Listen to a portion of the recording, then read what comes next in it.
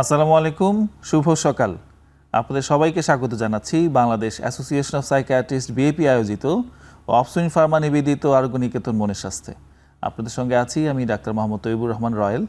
আজকে আমরা একটা বিশেষ ধরনের ব্যক্তিত্ব নিয়ে আলোচনা করব, সেটা হচ্ছে বর্ডারলাইন পার্সোনালিটি, এবং এই সম্পৃক্ত রোগকে বলা হয় বর্ডারলাইন পার্সোনালিটি ডিসঅর্ডার।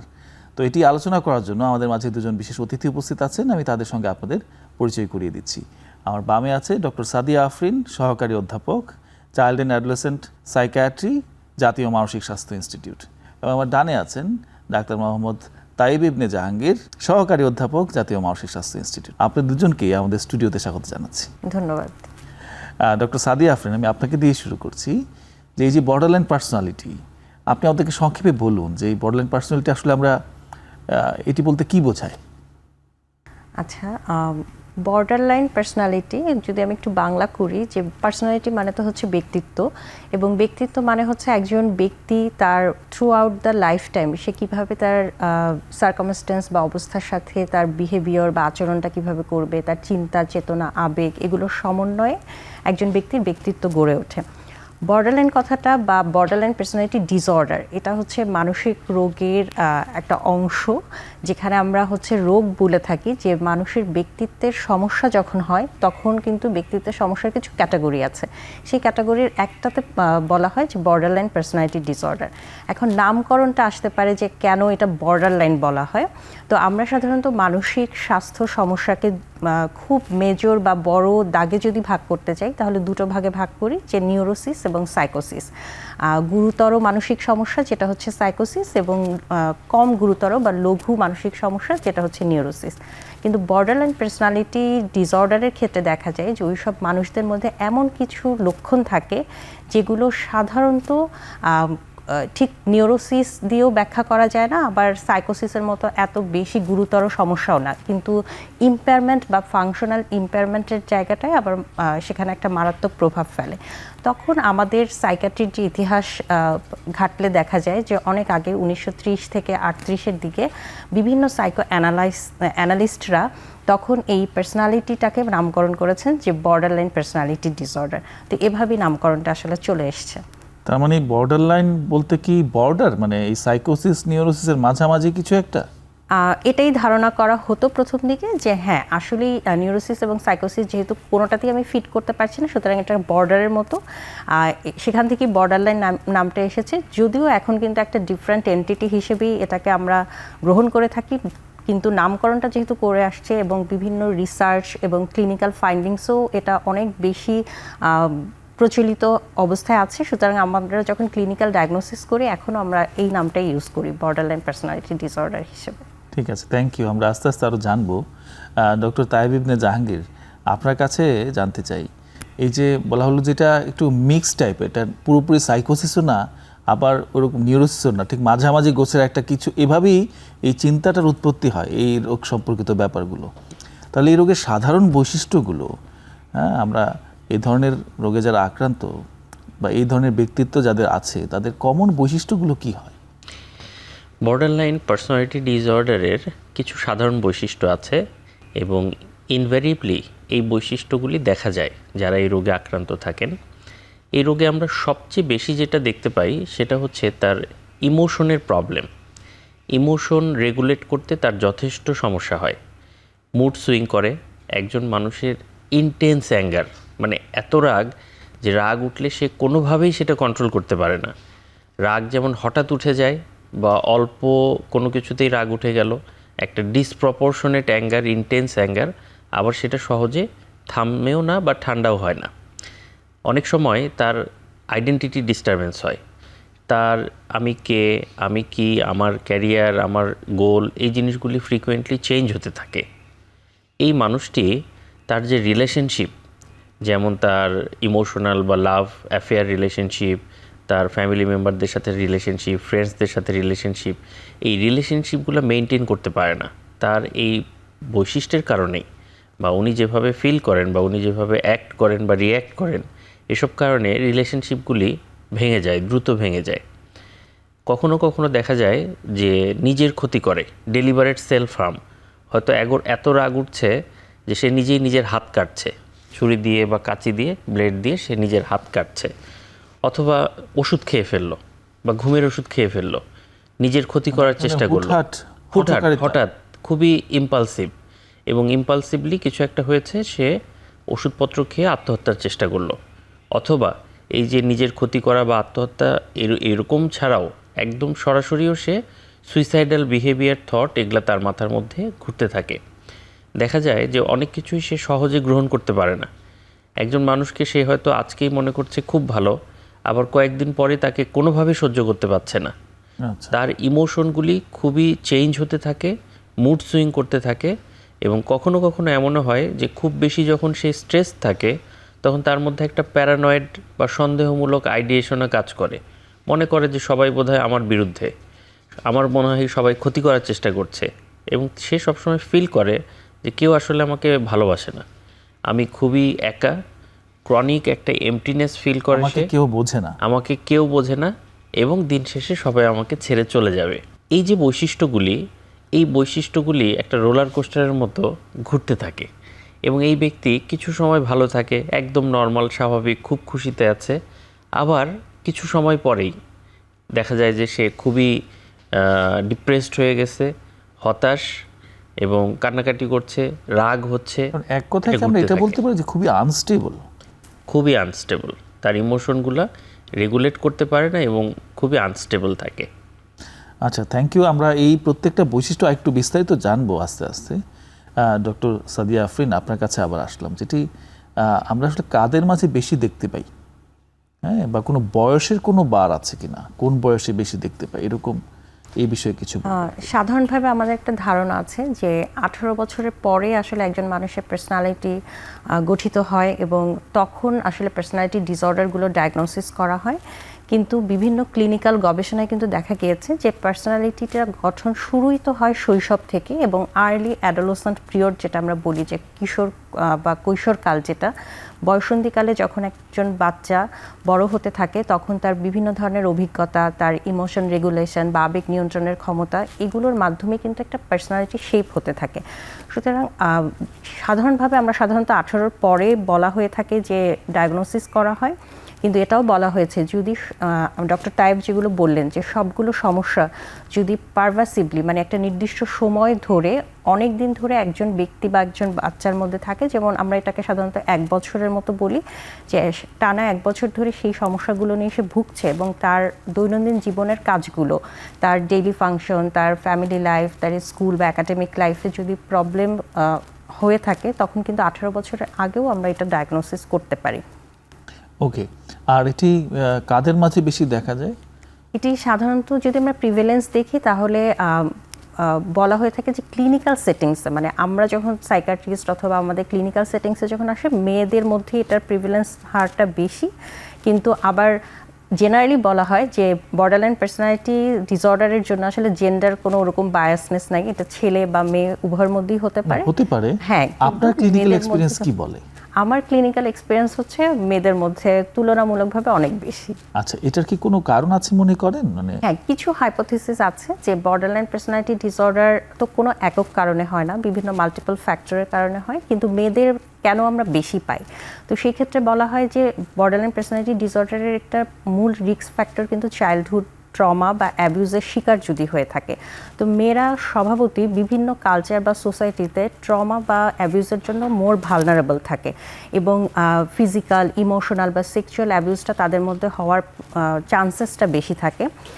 সোশ্যালি এবং বায়োলজিক্যালি যখন একজন মেয়ে তার ইমোশনটাকে প্রসেস করে, সেটা বায়োলজিক্যালি হরমোনাল প্রভাব এবং সোশ্যালি কালচারালি যে সামাজিক অবস্থাটায় সে বেড়ে উঠছে, সেখানে কিন্তু তার ইমোশনটা সে ইন্টারনালাইজিং করতে চায়।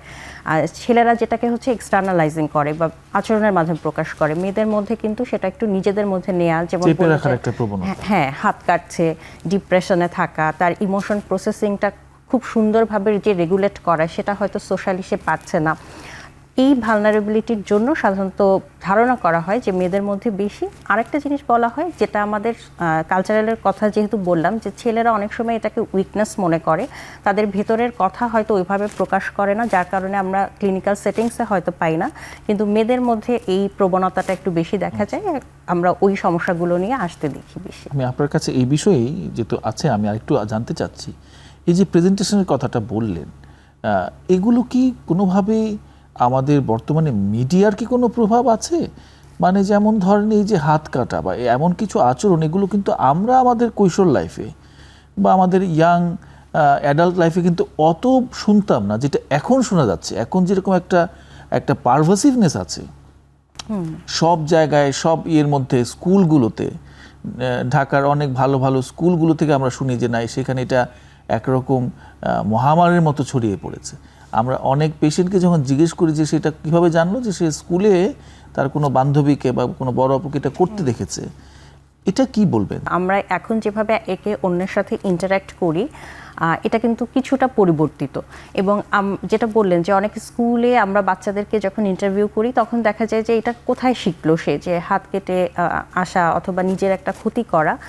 বা যেহেতু আমি বলেছি যে 18 বছরের আগেই আসলে ব্যক্তিত্ব গঠনটা শুরু হয়ে যায়, তখন তার যে আবেগ নিয়ন্ত্রণের সক্ষমতা অথবা সোশ্যালি ইন্টারঅ্যাকশন বা সামাজিক দক্ষতা, এই বিষয়গুলোতে ডেভেলপ হওয়া শুরু করে। তখন যখন সে একটা ডিফেন্স মেকানিজম হিসেবে অথবা হচ্ছে সে একটু ডেভিয়েন্ট টাইপের কোনো কিছু দেখে, বা অবজারভেশনাল লার্নিং আমরা যেটা বলি, যে দেখে দেখে শেখা। যেমন আমি রাগ করছি, আমি রাগটা কিভাবে নিয়ন্ত্রণ করছি, সেটা যখন দেখে যে না, আরেকজন রাগ হলেই হাত কাটছে অথবা রাগ হলেই সে হচ্ছে কোনো ড্রাগ ওভারডোজিং করছে, সেটাও কিন্তু একটা অবজারভেশনাল লার্নিং হিসেবে আসতে পারে। এবং সেটা স্কুল, কলেজ, তার পিয়ার গ্রুপদের মধ্যে থেকেও যেমন আসতে পারে, ফ্যামিলি মেম্বারদের মধ্যে থেকেও কিন্তু এভাবে আসতে পারে।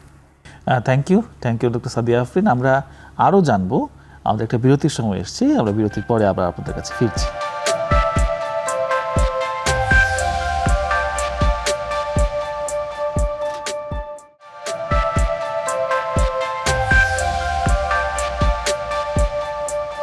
দর্শক, ফিরে আসলাম বিরতির পর। অফসুইন ফার্মা নিবেদিত আরোগ্য নিকেতন মনের স্বাস্থ্যে ডক্টর তায়েব ইবনে জাহাঙ্গীর। আমরা বিরতির আগে সাদিয়া আফরিনের সঙ্গে অনেক কিছু নিয়ে আলোচনা হচ্ছিল। এখন আপনার কাছে জানতে চাই, এই যে আমরা সাদিয়া আফরিন একটা কথা বলেছে যে একটা এই রোগ যাদের হচ্ছে, অনেকের ক্ষেত্রেই দেখা যায় যে তাদের চাইল্ডহুড ট্রমা থাকে। আমি যদি আমার ব্যক্তিগত এক্সপিরিয়েন্স বলি, আমি এ পর্যন্ত যতগুলো বর্ডারলাইন পেশেন্টকে কথা বলেছি, তাদের প্রত্যেকেই এটা অ্যাডমিট করেছে তারা চাইল্ডহুড সেক্সুয়াল অ্যাবিউজের শিকার। আমার পার্সোনাল অ্যানেকডোটাল এক্সপিরিয়েন্স এটা 100%। তো আপনার ক্ষেত্রে এরকম অভিজ্ঞতা কি, আর এটির কারণ কি হতে পারে বলে আপনি মনে করেন? আমি আপনার সাথে পুরোপুরি একমত। আমি মনে করি যে চাইল্ডহুডে একটা বাচ্চা যে কয়ভাবে অ্যাবিউজের শিকার হতে পারে, বিভিন্নভাবে কিন্তু একজন মানুষ অ্যাবিউজের শিকার হয়। ফিজিক্যালি হতে পারে, মেন্টালি হতে পারে, ইমোশনালি হতে পারে, এনভায়রনমেন্টালি হতে পারে। এই সব কিছুর মধ্যে কেউ যদি সেক্সুয়াল হ্যারাসমেন্ট এবং সেক্সুয়াল অ্যাবিউজের শিকার হয় অ্যান্ড ইন চাইল্ডহুড, এটা আসলে তার মধ্যে একটা মেজর চেঞ্জ তৈরি করে এবং সেটাই হয়তো পরবর্তীতে ব্যক্তিত্বের সমস্যা হিসেবে একটা বা মানসিক রোগ হিসেবে দেখা দিতে পারে। আমার ক্ষেত্রেও অভিজ্ঞতাটা কাছাকাছি এবং আমিও দেখেছি যে বেশিরভাগই, বিশেষ করে ফিমেল যারা, মেল সহ তারা বিভিন্নভাবে সেক্সুয়াল হ্যারাসমেন্ট বা সেক্সুয়াল অ্যাবিউজের শিকার হয়েছে। আর আরেকটা জিনিস আমার অভিজ্ঞতায় অনেক বেশি, সেটা হচ্ছে যে ফ্যামিলি ডিসহারমনি। হয়তো সেই বাচ্চা সরাসরি ফিজিক্যাল বা মেন্টাল কোনো অ্যাবিউজড হয়নি, কিন্তু তার বাবা মার মধ্যে অথবা তার ওই ফ্যামিলির মধ্যে চরম দ্বন্দ্ব। সে হয়তো প্রায় দেখা গেছে যে মারামারি, ঝগড়াঝাটি, সেপারেশন, আলাদা থাকা, বাবা মা দুইজন দুই দিকে চলে গেছে, এই ধরনের বিভিন্ন ঘটনার শিকার হয়েছে। মজার ব্যাপার হচ্ছে, কখনো কখনো আমরা এরকমও দেখি যে একটা নির্দিষ্ট টাইমে, তার চাইল্ডহুডের একটা নির্দিষ্ট টাইমে হয়তো এই ফ্যামিলি প্রবলেমগুলো অনেক বেশি ছিল, পরবর্তীতে সব সমাধান হয়ে গেছে, ভালোও হয়ে গেছে, কিন্তু এই বাচ্চাটার যখন বড় হয়েছে বর্ডারলাইন পার্সোনালিটি ডিসঅর্ডার বা অন্যান্য বিভিন্ন সমস্যা তৈরি হয়েছে, যেটা পরবর্তীতে তার পরিবেশ ভালো হওয়ার পরেও কিন্তু আর কোনো রিকভারি হয় নাই। তো এসব দেখে বা এসব অভিজ্ঞতা থেকে আমরা মনে করি বা বলতে পারি যে childhood trauma, sexual abuse, family disharmony, এগুলি ব্যক্তিত্বের সমস্যা বা রোগ তৈরি করতে একটি বড় ভূমিকা পালন করে।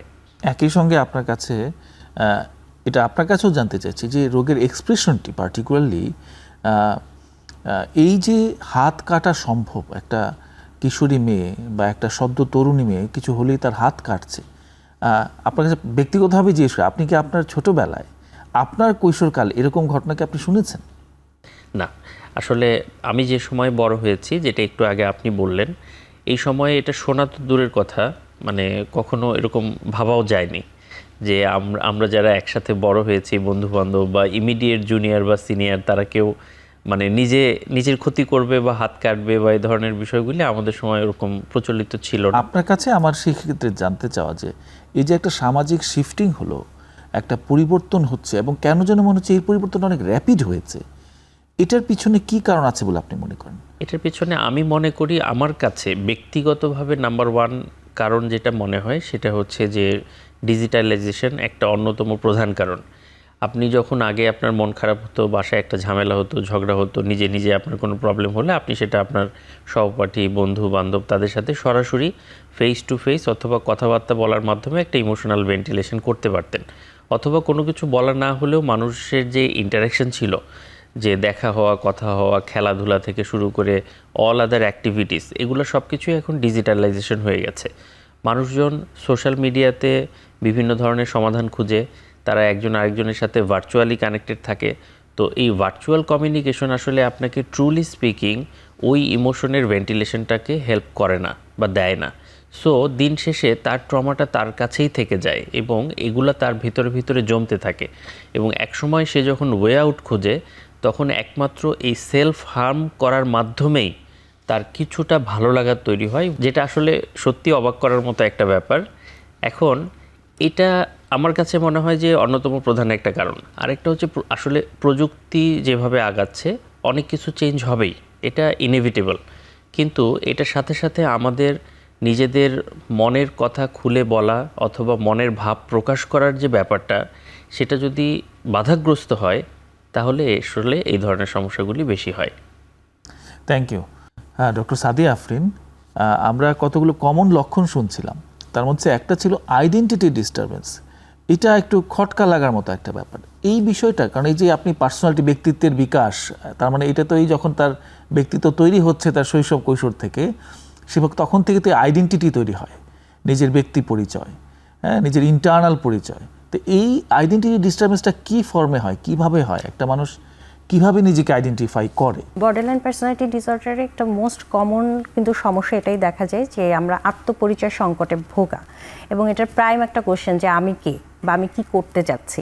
তো নিজস্ব যে স্বকীয়তা, এটা আসলে ডেভেলপ হয় আমরা বিভিন্ন, আমি একটু থিওরিটিক্যাল কথাই বলি, যে আমাদের চাইল্ড ডেভেলপমেন্ট বা একটা শিশুর যেভাবে মনোসামাজিক বিকাশ ঘটে, সেখানে কিন্তু অনেক ধরনের থিওরিটিক্যাল তথ্য আছে যে কিভাবে হয়। তো সেখানে এরিক এরিকসনের তথ্যটা খুব জনপ্রিয়, সেখানে আমি দু একটা কথা একটু সহজ ভাষায় বুঝিয়ে বলি যে বাচ্চাটা যখন ছোট থেকেই বড় হতে থাকে, একদম 0 থেকে 18 মান্থস বা 2 ইয়ার্স, তখনও কিন্তু তার ইমোশনাল বিকাশটা হয়। কিভাবে হয়, সে কিভাবে তার প্যারেন্টসের সাথে ইন্টারাক্ট করছে, তার যখন কোনো নিড হচ্ছে, সেটা ক্ষুধা লাগা হোক, তার কোনো শারীরিক পেইন হোক বা কোনো ধরনের ইমোশনাল ডিস্ট্রেস হোক, সে কিন্তু তার একটা ওয়ে অফ কমিউনিকেশন থাকে, যেটা আমরা বলি যে বাচ্চা কাঁদলে হয়তো মা খেতে দিচ্ছে বা মা তাকে জড়িয়ে ধরছে, তখন যে ওয়ার্মনেসটা সে পায়, তখন কিন্তু তার মধ্যে একটা সেন্স অফ ডেভেলপমেন্ট যেটা হয়, যে আমার একটা সেফ এনভায়রনমেন্ট আছে, যেখানে মা কোলে নিলেই হয়তো দেখবেন যে অনেকে বলে যে হ্যাঁ, মার কোলে উঠলেই তো বাচ্চাটা থেমে যাচ্ছে। সুতরাং মার সাথে কিন্তু তার একটা কানেকশন হয়।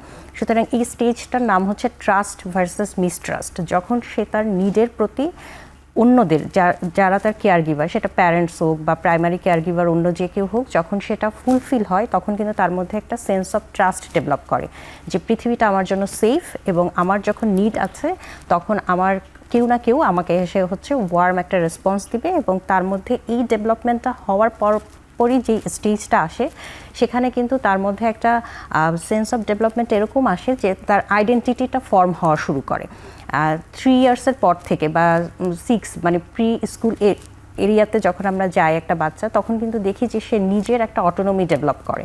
আর কিভাবে, যে আমি এটা করতে চাই, তখন মা একটা কথা বলেন, তো তখন কিন্তু আমরা অনেক সময় বলে থাকি যে বাচ্চাকে নিজের খাবারটা চুজ করতে দিবেন, নিজের ক্লথস বা যে সে এখন কি পড়তে চায়, কোন কালারটা সে প্রেফার করছে সেটা দেয়া, মানে তার সিদ্ধান্ত গ্রহণের ক্ষমতা।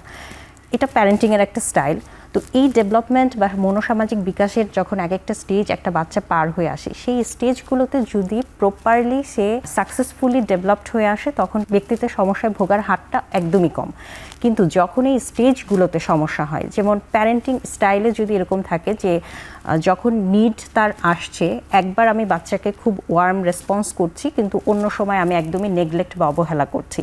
ইনকনসিস্টেন্ট প্যাটার্ন যদি থাকে, কোনো সময় আমি খুবই আদর করছি, কোনো সময় হচ্ছে বাচ্চার নিডের প্রতি আমার কোনো ধারণা নাই, অথবা তার আসলে কি প্রয়োজন সেটা সম্পর্কে আমি একদমই একটা অবহেলামূলক আচরণ করছি। যখন আইডেন্টিটিটা ফর্ম হয়, তখন বাচ্চাকে ওভার প্রোটেক্টিভনেস, যে আমি বাচ্চাকে কোনো সিদ্ধান্ত দেওয়ার ক্ষমতা আমি দিচ্ছি না, আমি সার্টেন ওয়ে বা একটা নিশ্চিত উপায় যে তোমাকে এভাবেই করতে হবে, এভাবে না করলে হবে না, তখনও কিন্তু বাচ্চা একটা রোল কনফিউশনে ভোগে যে আমার সিদ্ধান্ত নেওয়ার ক্ষমতাটা কি আদৌ সঠিক, এবং ভুল হলে আসলে আমি কিভাবে নিজেকে কারেক্ট করতে পারবো। এবং তারপরে যে কিশোরকাল আসে, সেটা কিন্তু আসলে খুব এক্সপ্লোরিং একটা এইজ। আমি সবসময় বলি যে কিশোররা বিভিন্ন এনভায়রনমেন্ট বা বিভিন্ন সার্কামস্ট্যান্সে এবং সোশ্যাল ইন্টারাকশনের মাধ্যমে কিন্তু তারা বিভিন্ন অভিজ্ঞতার সম্মুখীন হয় এবং বিভিন্ন কিছু এক্সপ্লোর করে।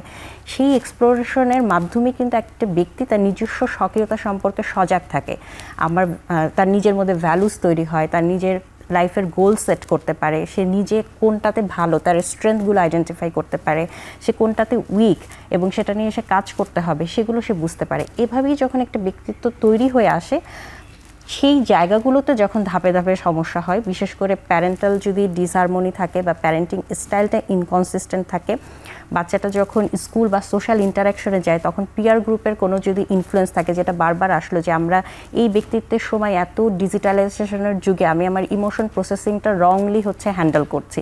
আমি হয়তো দেখলাম যে একটা বাচ্চা ভিডিওতে কি করছে, অথবা আমার পাশে হাত কেটে আসছে, অথবা তার ড্রাগ অ্যাবিউজের একটা প্রবণতা থাকে, কারণ বয়সটা তো আসলে কিউরিসিটি, সে সব কিছুই দেখতে চায়।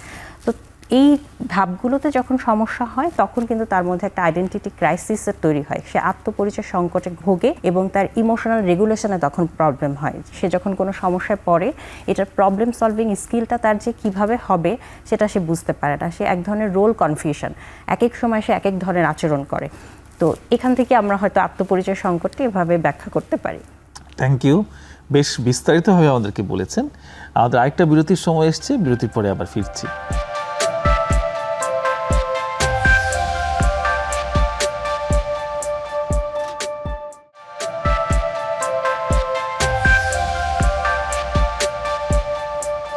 দর্শক, ফিরে আসলাম আরেকটা বিরতির পর। অবসইন ফার্মা নিবেদিত আরোগ্য নিকেতন মনের স্বাস্থ্যে ডক্টর তায়েব ইবনে জাহাঙ্গীর, আপনার কাছে আসছি।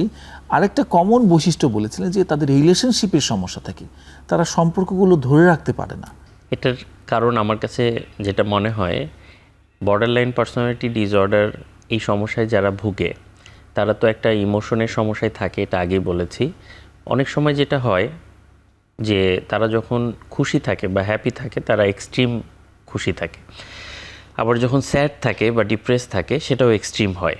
মানে তারা আসলে সবসময় দুইটা পোলে অবস্থান করে, হয় খুব ভালো নয়তো খুব খারাপ।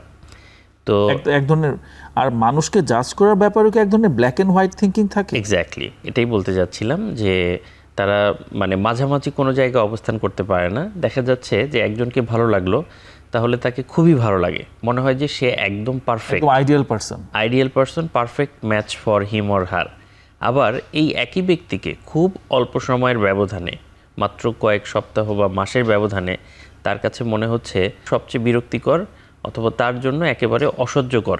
এই যে অনুভূতিগুলো হয়, এখন এই অনুভূতিটা যে হচ্ছে, তার সাথে থাকে এই মানুষটা তো এটা বুঝতে পারছে না যে এই অনুভূতিগুলি তার হচ্ছে বা এই ইমোশনের ডিসরেগুলেশনগুলো হচ্ছে আসলে তার বর্ডারলাইন পার্সোনালিটি ডিসঅর্ডারের কারণে। তো সাথে থাকা মানুষটা তখন স্বাভাবিকভাবেই একটা রেসপন্স দিচ্ছে, আর যখন সে রেসপন্স দিচ্ছে তখন কিন্তু সম্পর্কে সমস্যা তৈরি হচ্ছে। এই কারণে সম্পর্কগুলি খুব দ্রুত ভেঙে যায়, খুব বেশি দিন একজনের সাথে খুব বেশি ভালো থাকতে পারে না। তো অ্যাফেয়ার বা লাভ রিলেশনশিপগুলোতেও যেমন সমস্যা হয়, পাশাপাশি যারা তার খুব ক্লোজ বা যারা তাকে সত্যিই ভালোবাসে, বাবা মা সহ, ভাই বোন সহ অন্যরা, তাদের সাথেও আসলে কন্টিনিউয়াস একটা প্রবলেম হতেই থাকে। আরেকটা বললেন যে ইমোশনাল ইনস্ট্যাবিলিটি বা হচ্ছে আবেগটাকে নিয়ন্ত্রণ করতে পারছে না, যার প্রকাশ আমরা দেখতে পাচ্ছি রাগের মাধ্যমে, বিভিন্ন হঠকারিতার মাধ্যমে। এটি সম্পর্কে কিছুটা বলবেন কিনা? হ্যাঁ, আসলে ইমোশনটাকে নিয়ন্ত্রণ করা তার জন্য খুবই কঠিন হয়ে যায়, যেটার বেশিরভাগ বহিঃপ্রকাশ ঘটে হচ্ছে ইন্টেন্স অ্যাঙ্গারের মাধ্যমে। দেখুন, পৃথিবীর প্রত্যেকটা মানুষেরই রাগ থাকবে। রাগ খুবই স্বাভাবিক একটা ব্যাপার, এটা সবার জন্যই প্রযোজ্য। তো তার রাগ যেটা হয় বেশিরভাগ ক্ষেত্রে এটা ডিসপ্রপোর্শনেট হয়, মানে যে জিনিসে যতটুকু রাগ হওয়ার কথা দেখা গেল যে তার চেয়ে কয়েক শতগুণ বেশি রাগ হচ্ছে। আর রাগ হলেও একজন মানুষ রাগের সময় কি করবেন সেই জিনিসটা মোটামুটি তার একটা প্যাটার্নের মধ্যেই থাকে। তো একরকম হিতাহিত জ্ঞান শূন্য হয়ে পড়ে। এক্স্যাক্টলি, এসব ক্ষেত্রে যেটা হয় যে সে তার যে সামাজিক অবস্থান, তার যে এডুকেশনাল ব্যাকগ্রাউন্ড থেকে শুরু করে এভরিথিং, এগুলা কোনো কিছুই তার ওই সময় কোনো কাজ করে না। এমন অবস্থায় চলে যায় বা এমন হয়ে যায় যে হিতাহিত জ্ঞান শূন্য হয়ে পড়ে। আবার রাগ উঠলে পরে একজন মানুষ যে স্বাভাবিক অবস্থায় ফিরে আসে সেটারও একটা সার্টেন টাইম পিরিয়ড আছে। তো এই ক্ষেত্রে দেখা যায় যে তার স্বাভাবিক অবস্থায় ফিরে আসতেও অনেক লম্বা সময় প্রয়োজন হয়, এবং এই বড় সময়ে লম্বা একটা সময় সে যেমন নিজের জন্যও রিস্ক হয়ে থাকছে, অন্যদের জন্য রিস্ক হয়ে থাকছে এবং রিস্ক বিহেভিয়ারও করছে। আচ্ছা, থ্যাংক ইউ। ডক্টর সাদিয়া, আপনার কাছে আবার আসছি। এই যে আমরা শুরুতে বলেছিলাম, আলোচনায় এসছিল, যেটা নিউরোসিস সাইকোসিসের মাঝামাঝি, তো কোনো রকম সাইকোটিক বিহেভিয়ারকে দেখা যায় কিনা? একটা ডক্টর তায়েব শুরুতে বলেছেন যে কখনো কখনো তারা সন্দেহ করে থাকে, বা এছাড়া একদম আমরা যেটাকে বলি ফুল ব্লোন কোনো সাইকোটিক সিমটমস কি আসে খুব সীমিত আকারে বা খুব অল্প সময়ের জন্য, এরকম মানে যেটাকে বলে একদমই উন্মাদের মতো আচরণ করা? হ্যাঁ, মানে নামকরণটা থেকেই তো বোঝা যাচ্ছে যে সাইকোসিসের কিছু সিমটমস থাকে, কিন্তু একদম ফুল ব্লোন সাইকোসিস আমরা বলতে পারি না। আর সেগুলোর মধ্যে সবচেয়ে কমনলি আমরা যেটা পাই, যেহেতু ইন্টারপার্সোনাল রিলেশনশিপ নিয়ে একটু আগেই কথা হয়েছে, যে তারা হচ্ছে অন্যদের বা আন্তঃসম্পর্কীয় ব্যাপারটাতে খুবই তারা ডিস্টারবেন্স ফিল করে। অন্যদের সম্পর্কে তাদের খুব পোলার আইডিয়েশন থাকে, যে হয় কাউকে আইডলাইজ করলো অথবা একদম ডিভ্যালু করে ফেললো।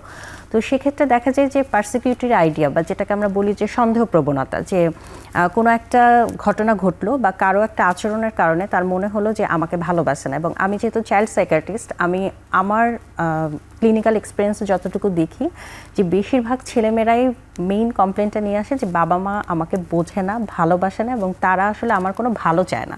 যেমন হয়তো তার কোনো একটা ডিমান্ড ছিল, ক্ষতি চায়, এবং যখন বাবা মার শাসনটা, তারা কিন্তু একটা বায়াসনেসের মধ্যে থাকে, যে যখন তাকে কোনো কিছু করতে মানা করা হয় বা শাসনমূলক কোনো কিছু বলা হয়, তখন কিন্তু সে সেটাকে দেখে হচ্ছে যে খুব হোস্টাইল আচরণ হিসেবে। মানে বাবা মা যে তাকে এটা তার ভালোর জন্য বলছেন অথবা তার একটা কনসিকুয়েন্স চিন্তা করে বলছেন, সেটা কিন্তু সে বুঝতে পারে না। সে এটাকে একটা তার অ্যাট্রিবিউশনটা থাকে যে এটা বাবা মা আমার প্রতি একটা হোস্টাইল আচরণ করছে, তারা আমার ভালো চায় না। এটা পরবর্তী রিলেশনশিপগুলোর ক্ষেত্রেও হতে পারে, সেটা বন্ধু বান্ধবদের সাথে হতে পারে, বিভিন্ন লাভ ম্যারেজের ক্ষেত্রে হতে পারে। এবং কিছু ডিসোসিয়েটিভ সিমটমসের মতো আমরা পাই, যেটা আপনি বললেন যে একদম মনে হচ্ছে উন্মাদের মতো হয়ে যাচ্ছে, তা সে এখন তার মধ্যে নাই, এমন সব আচরণ করছে, হিতাহিত জ্ঞান শূন্য, এমন সব আচরণ করছে যেটা হয়তো তার সাথে যাচ্ছে না। তো এরকম সিমটমসও মাঝে মাঝে এটা হতে পারে, এবং এটা ম্যাক্সিমামই দেখা যায় যে ট্রমা বা স্ট্রেস রিলেটেড ক্ষেত্রে আমরা এক্সপিরিয়েন্স বেশি দেখতে পাই। যেমন কোনো স্ট্রেসফুল একটা সিচুয়েশনে পড়লো, তারপরে হয়তো এই সিমটমসগুলো নিয়ে আমাদের কাছে প্রেজেন্ট করতে পারে। এখন এর সাথে কি আর কোনো অসুখ থাকে, মানে অন্যান্য মানসিক রোগের সম্ভাবনা কি বাড়িয়ে দেয় এই বর্ডারলাইন পার্সোনালিটি ডিসঅর্ডার? হ্যাঁ, পার্সোনালিটি জিনিসটাই আসলে খুব তো আসলে ম্যাজিক্যাল একটা জিনিস, যে আমি কিভাবে অন্যের সাথে ব্যবহার করছি, আমার চিন্তা ভাবনা কেমন, অন্যদের সাথে সম্পর্ক আমি কেমন করছি। সো যখন একজন মানুষ দুনিয়াটাকে দেখার একটা চশমা, জি, এবং যখন এই চশমা দিয়ে আমার একটা ব্যক্তিত্ব গড়ন হচ্ছে এবং সেটা আবার একটা ডিসঅর্ডারে পরিণত হচ্ছে, সেটার সাথে যখন অন্যান্য ডিসঅর্ডার আসে, তখন কিন্তু পার্সোনালিটিটা আসলে কালার করতে পারে। আমরা বলি যে মানে কালারিং করে ফেলে, যে আমার ডিপ্রেশনটা আসলে ডিপ্রেশনের প্রেজেন্টেশনটা হতে পারে অন্যরকম। ইভেন আমার সাইকোটিক সিমটমসও যদি হয়ে থাকে, সেক্ষেত্রেও কিন্তু প্রেজেন্টেশন একটু অন্যরকম হয়ে থাকে। কিন্তু আবার এটাও ঠিক যে বর্ডারলাইন পার্সোনালিটি ডিসঅর্ডার একটা আলাদা যেমন ডায়াগনোসিস, সেটার সাথে কোমরবিড মানে অন্যান্য সহ অসুখও কিন্তু থাকতে পারে। এবং সেটার মধ্যে সবচেয়ে বেশি প্রিভ্যালেন্স আমরা পাই হচ্ছে ইমোশনাল ডিসঅর্ডার, যেমন ডিপ্রেশন পাই। মুড ডিসঅর্ডারের মধ্যে বাইপোলার ডিসঅর্ডার থাকতে পারে। ইটিং ডিসঅর্ডারটা খুব কমনলি আমি পাই অ্যাডোলেসেন্ট এবং আর্লি অ্যাডাল্টহুডে। অ্যানোরেক্সিয়া নার্ভোসা নিয়ে আসে, বুলিমিয়া নার্ভোসা নিয়ে আসে, সাবস্টেন্স অ্যাবিউজটা খুব কমনলি পাওয়া যায়, সুইসাইডাল টেন্ডেন্সি বা সুইসাইডাল অ্যাটেম্পট নিয়ে আসে। তো এগুলো খুব কমনলি কোমরবিড হিসেবে আমরা পেয়ে থাকি বর্ডার লাইনের ক্ষেত্রে। Thank you doctor Sadia Afrin. Doctor Tayeb, আপনার কাছে আবার ফিরে আসলাম যে আমরা তো অনেকগুলো বৈশিষ্ট্য নিয়ে আলোচনা করলাম, কিন্তু আরেকটা স্ট্রাইকিং বৈশিষ্ট্য সেটা হচ্ছে যে সেলফ হার্ম, যেটি আপনি বলেছেন। এই সেলফ হার্মটা কি, মানে তারা কি আসলে আত্মহত্যা করতে চায়, না যা শুধু রাগ হলো, রাগের জন্য সে নিজেকে আঘাত করে রাগটাকে কমালো? এটা কি ধরনের হয়ে থাকে? দেখুন, বর্ডার লাইন পার্সোনালিটি ডিসঅর্ডারে দুটাই হয়। একটা হচ্ছে ডেলিবারেট সেলফ হার্ম। যখন আমি সেলফ হার্ম করছি, যেমন আমি নিজের হাত কাটছি অথবা ঘুমের ওষুধ খেয়ে ফেলছি, এই মুহূর্তে এই ডেলিবারেট সেলফ হার্মটা আমি আসলে আত্মহত্যার জন্য করছি না বা আত্মহত্যার চিন্তা থেকে করছি না। কারণ আমি জানি যে আমি যে হাত কাটছি এতে হয়তো আমি শেষ পর্যন্ত আমি মরে যেতে চাচ্ছি বা মৃত্যু ঘটবে না। আমি হয়তো 5টা ঘুমের ওষুধ খেয়ে ফেললাম, এটা আমার মাথায়। আমাদের একটা বিরতির সময় এসছে। এই বিষয়টা যেহেতু খুব ইন্টারেস্টিং এবং খুবই টাইম ডিমান্ডিং, আমি বিরতির পরে আবার আপনার কাছে বিস্তারিত শুনব।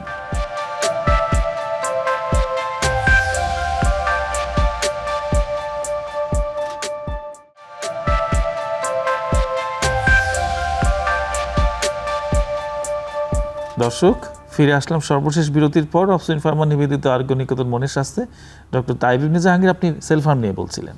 জি, তো আমি সেলফ হার্ম নিয়ে বলছিলাম যে তার মধ্যে কিন্তু এই সেন্সটা আছে যে আমি 5টা ঘুমের ওষুধ খেলে হয়তো মরে যাব না, কিন্তু এটা সে ওই যে নিজেকে ক্ষতি করার জন্যই করছে। তো যেটাকে বলি আমরা ডেলিবারেট সেলফ হার্ম। কিন্তু এর পাশাপাশি এই ডেলিবারেট সেলফ হার্ম ছাড়াও একদম ফ্র্যাঙ্ক কিন্তু সুইসাইডাল আইডিয়েশন থাকে, সুইসাইডাল থটস অ্যাটেম্পটস থাকে এবং সুইসাইড করেও। বর্ডার লাইন পার্সোনালিটি ডিসঅর্ডারের ক্ষেত্রে প্রায় 8 থেকে 10% মানুষ তাদের মধ্যে এই সুইসাইডিলিটি দেখা যায়।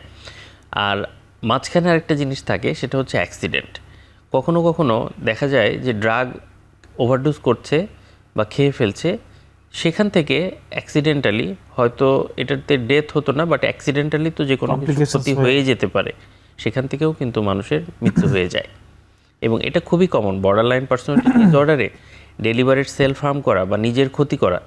দেখুন, একজন মানুষ কিন্তু দিন শেষে সবচেয়ে ভালোবাসে তার নিজেকেই, ওকে, এবং সে এক্স্যাক্টলি সে অন্যকে ব্লেম করছে যে তাকে যথেষ্ট পাত্তা দেওয়া হচ্ছে না, তাকে বুঝছে না। জি, কিন্তু এটার শাস্তি আবার সে নিজেকে আঘাত করার মাধ্যমে দিচ্ছে।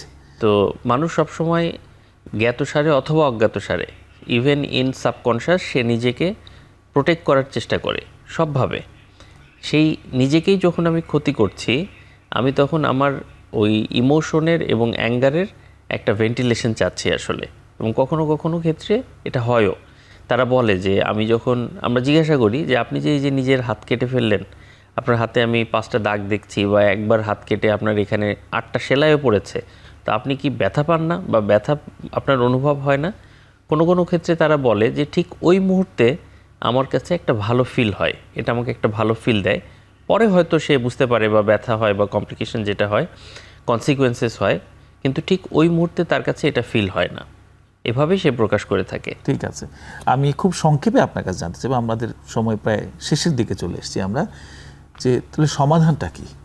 ওকে, মোটা দাগে যদি বলেন। ওটা তাকে যদি আমি ভাগ করে বলি, বর্ডার লাইন পার্সোনালিটি ডিসঅর্ডারের মেইন স্ট্রে অফ ট্রিটমেন্ট হচ্ছে সাইকোথেরাপি।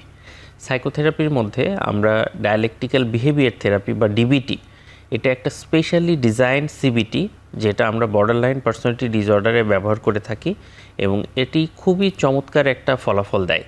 এই বর্ডার লাইন পার্সোনালিটি ডিসঅর্ডারের সমস্যাগুলিকে নিয়ন্ত্রণ করার জন্য এটি খুবই ভালো ভূমিকা পালন করে। এর পাশাপাশি আমরা কিছু ওষুধ ব্যবহার করতে পারি, যেমন আমরা কখনো কখনো মুড স্টেবিলাইজার ওষুধ, লিথিয়াম বা অন্যান্য মুড স্টেবিলাইজার ওষুধ এখানে ব্যবহার করে থাকি। কখনো কখনো আমরা এসএসআরআই বা অ্যান্টিডিপ্রেসেন্ট ওষুধগুলি ব্যবহার করে থাকি তার ইমোশনকে রেগুলেট করার জন্য, ইম্পালসিভিটি কমানোর জন্য, অ্যাঙ্গার ইস্যুগুলোকে সলভ করার জন্য। এবং এর পাশাপাশি আরও কিছু মেডিকেশন আছে যেগুলো আমরা টেম্পোরারি বেসিসে দিতে পারি অন্যান্য সমস্যা নিয়ন্ত্রণের জন্য। একেবারে এক্সট্রিম প্রবলেম যখন হয়, যখন বিহেভিয়ার প্রবলেমগুলি হয় বা সাইকোটিক সিমটমগুলি যখন হয়, তখন আমরা অ্যান্টিসাইকোটিকও ব্যবহার করে থাকি। Psychotherapy in a proper way এবং অ্যান্টিসাইকোটিক যদি আমরা এবং মেডিকেশনগুলি যদি আমরা সঠিকভাবে ব্যবহার করতে পারি, এই সমস্যার নিয়ন্ত্রণ করা যায়। অনেকে জিজ্ঞাসা করে যে এটি কি ভালো হবে না কখনো?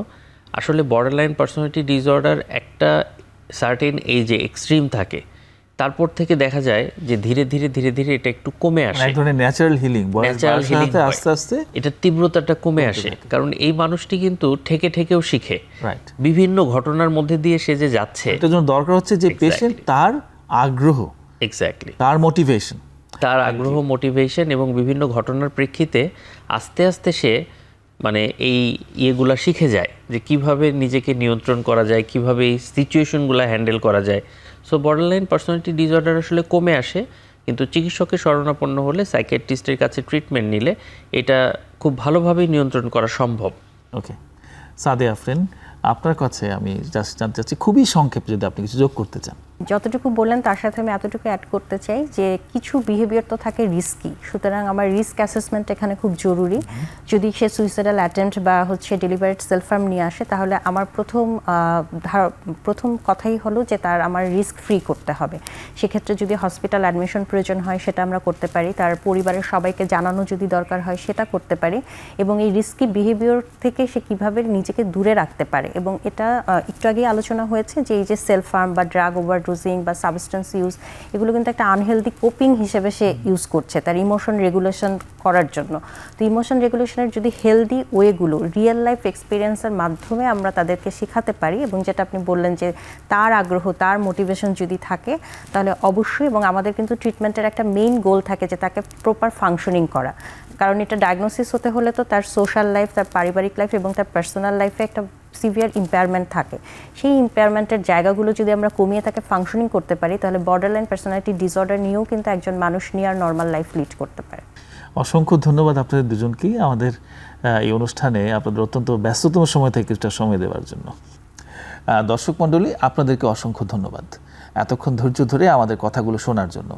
আমাদের এই অনুষ্ঠানের উদ্দেশ্য হচ্ছে জনগণের মধ্যে এক ধরনের সচেতনতা তৈরি করা। পার্টিকুলারলি আমরা চাইব এই অনুষ্ঠানের ভেতর দিয়ে আমাদের অভিভাবকদের এবং আমাদের শিক্ষক শিক্ষিকাদের, বিশেষ করে স্কুল কলেজের শিক্ষক শিক্ষিকাদের মধ্যে এক ধরনের সচেতনতা তৈরি হবে, যাতে আমরা এই শিশু কিশোরদের একটা নিরাপদ শৈশব উপহার দিতে পারি।